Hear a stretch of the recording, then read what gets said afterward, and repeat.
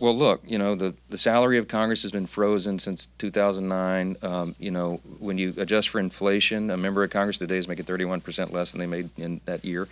It goes down every year. And over time, if you stay on this trajectory, you're going to have less qualified people who are willing to make the extreme sacrifice to run for Congress. I mean, it's just people just make a reasonable decision as a family on whether or not they can come and move to Washington, have a residence here, residence at home, and do all the things that are required. So the counter argument is, and I have some sympathy, look, at least let them engage in some stock trading so that they can continue to take care of their family. Mike Johnson wants you to feel sorry for congressional members like him, and endorse their stock trading so that they can feed their families while you fight over the price of eggs. So have we started to notice that everything MAGA fights for only makes wealthy people's wallets great and does nothing for the people that voted for them? Green disclosed on Monday that she had purchased as much as $315,000 worth of stock on April 8th and April 9th. That's the day before and the day of Donald Trump's announcement that he was pausing a sweeping set of global tariffs. It's an announcement that sent the stock market soaring. The day before Trump's climb down on tariffs, she also dumped between $50,000 and $100,000 in Treasury bills. Well, Marjorie Taylor Greene was one of the first people who bought on that April 8th, April 9th timeframe to file. She generally files pretty quickly, but we saw her capitalize on Trump's directive that it's a good time to buy. Members of Congress have access to intelligence briefings, classified information. They meet with decision makers. It looks like they might have access to information that regular people don't. So it just looks bad. They're not breaking the law by doing this, but there has been momentum to try and pass a law that would not allow them to do this. It's momentum that Mike Johnson is using his voice as speaker to push back on.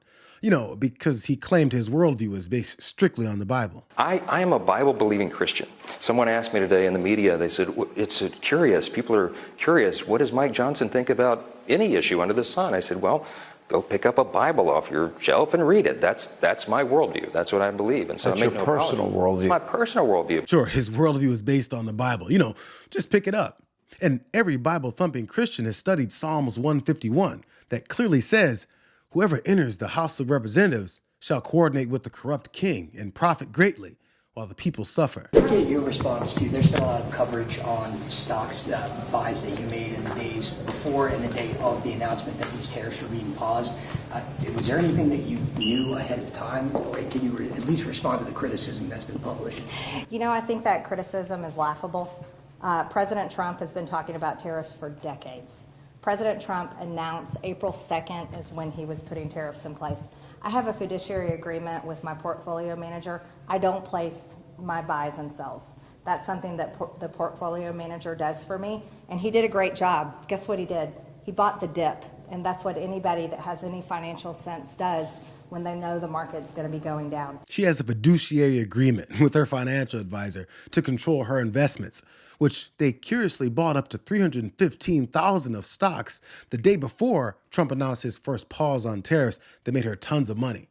All this while tons of Americans have billionaires in Trump's cabinet holding strong on their commitment to make sure too many people can't take care of their family the way that Mike Johnson says congressional inside traders need to. Right now in America, we have over 22 million workers who are making less than $15 an hour, and nearly 40 million people in our country earning less than $17 an hour. Shamefully, the federal minimum wage, despite the efforts of myself and other people here, have not been raised since 2009 and remains an unbelievable $7.25 an hour. Will you work with those of us who want to raise the federal minimum wage to a living wage to take millions of Americans out of poverty? Senator, I believe that the minimum wage is more of a statewide and regional issue. So you don't think we should change the federal minimum wage of $7.25 an hour? No, sir. America first, right? So Scott Bessent, who flatly doesn't want to raise the federal minimum wage, is reportedly worth at least $521 million. And his salary as Treasury Secretary is just over $250,000. But Mike Johnson wants you to feel sorry for them. So what was the Trump-Vance stance on how much people make during the campaign? What does the Trump-Vance ticket believe the federal minimum wage should be? If Trump gets a second term, would he support raising it, or should it stay the same? And is there a specific number that he would support it at? Well, look, President Trump believes very strongly that the best way to promote raising Americans' wages is with tight labor markets. When an employer has got to pay a good wage to attract the right people, and you know the way that you destroy, whether you have a higher minimum wage or a lower minimum wage, the way to destroy the wages of American workers is to import 20 million illegal aliens and let them stay here with work visas. He said Trump doesn't believe in raising the minimum wage, but that wages will rise with tight labor markets, where an employer has to pay more to get better candidates.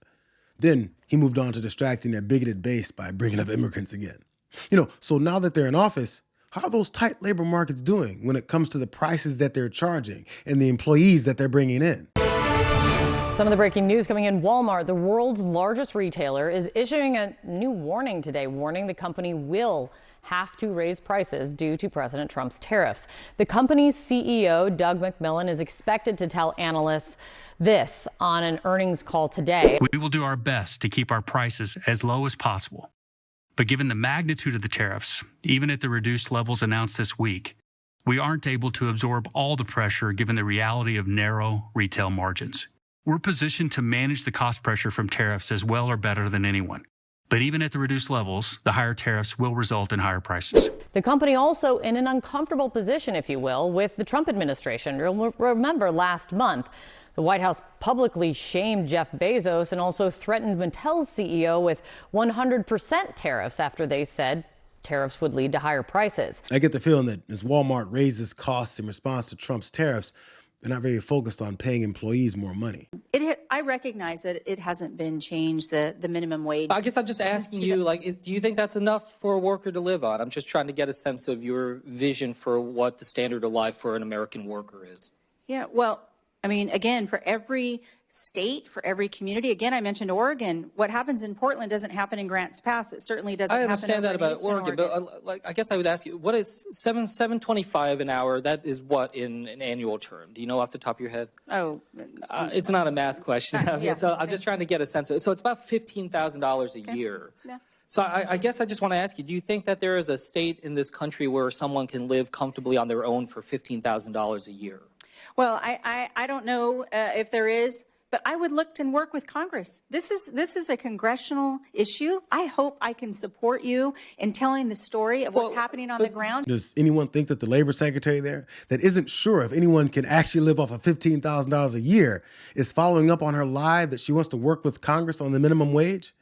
With a Congress led by the Bible-thumping Mike Johnson, who's telling people that they need to feel sorry for and support him in insider stock trading on top of his $225,000 a year salary. He demands that sympathy in exchange for feeding supporters that red meat of, hating immigrants, minorities, gay people, and trans people. So while they have you fighting over the 2 trans girls in high school sports in the country, they're picking your pocket. Every time the minimum wage has been raised, inflation has dragged it right back down. Really, America's minimum wage hasn't gone up. It's essentially stayed the same since the 80s. What you're seeing here, this constant up and down, this is weird. It's not how the rest of the world does it, and it leads to a bunch of problems for American workers and businesses. Imagine how much smoother that could all go if the minimum wage just kind of went up over time. Well, we don't have to imagine it. In France, they automatically raise their minimum wage every single year. They tie it to inflation and the average salary of a French worker. In Australia, a commission reviews the minimum wage every year, considering economic factors like inflation. The UK also has a commission made up of union, business, and economic experts. The Czech Republic's commission consults with employer and union representatives. Their line is lower overall than America's, but it still trends upwards. Same with Costa Rica, and their committee reviews the minimum wage twice a year. In most countries, the minimum wage is in the hands of economic officials. In the US, it's in the hands of politicians. And that goes about as well as you'd expect.